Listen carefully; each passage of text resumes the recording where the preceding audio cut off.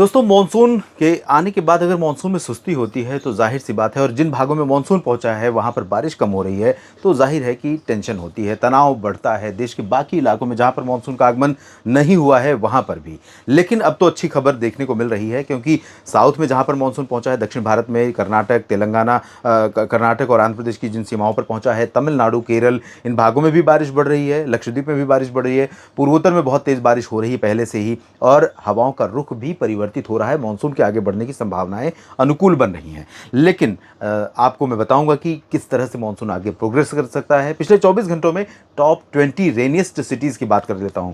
कल शाम 3:30 बजे के बाद से आज शाम 3:30 बजे के बीच में 24 घंटों में जो बारिश रिकॉर्ड की गई है मानसून की, वो कितनी रही है इसकी बात करें तो ओखा सबसे टॉप पर रहा। 228 मिलीमीटर की मूसलाधार वर्षा हुई है।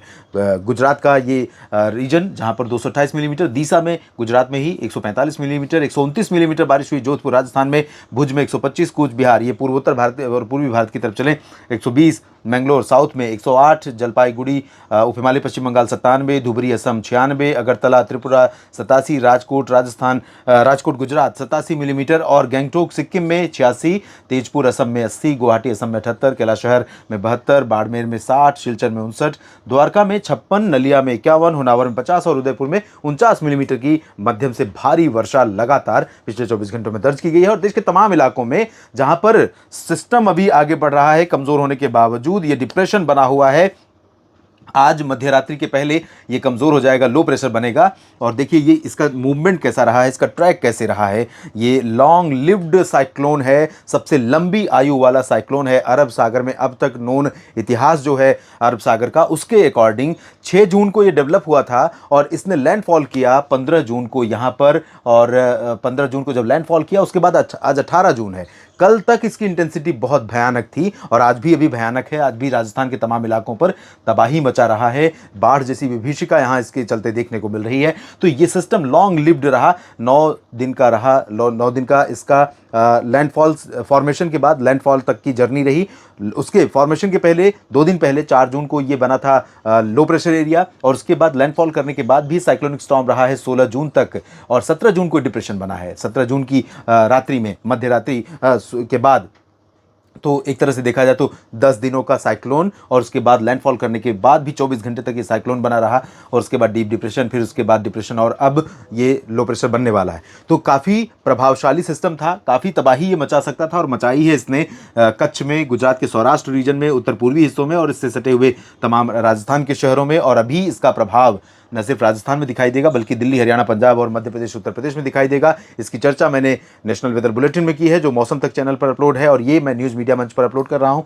तो इसमें इसकी बात करूंगा कि किस तरह से ये आगे बढ़ेगा, इसका जो ट्रैक रहेगा अभी आगे रिकर्व करेगा और इस तरह से आगे बढ़ेगा। तो ये उत्तर पूर्वी राजस्थान, उत्तरी पश्चिमी और मध्य प्रदेश के मध्य भाग, साथ ही साथ उत्तर प्रदेश, इन भागों को प्रभावित करेगा।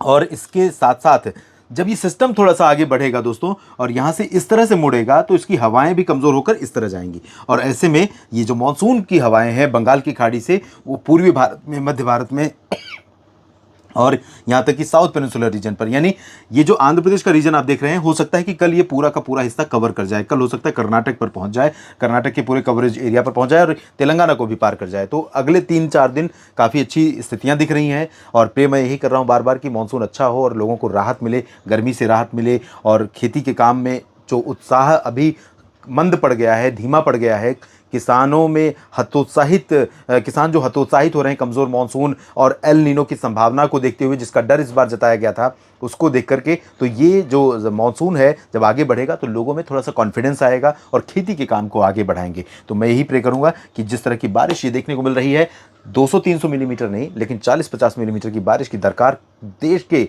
कई राज्यों, कई शहरों, कई ज़िलों, कई गांवों में है। और ये बारिश अगर इतनी होती है दोस्तों तो निश्चित तौर पर आपके लिए बहुत अच्छा होगा, और आने वाले समय में स्थितियां बदलने वाली हैं। देखने वाली बात होगी कि जो स्प्रेड होगा मानसून की बारिश का, वो किस तरह से होता है। ये वीडियो देखने के लिए आपका बहुत बहुत शुक्रिया, बहुत बहुत धन्यवाद। लेकिन दोस्तों लाइक और शेयर अगर नहीं करेंगे तो चैनल आगे नहीं बढ़ेगा, और सब्सक्राइब तो आपने खुद किया है, नहीं किया है तो ज़रूर कर लीजिए। सबसे पहला काम ये कीजिए, उसके बाद लाइक और शेयर ज़रूर करें। धन्यवाद।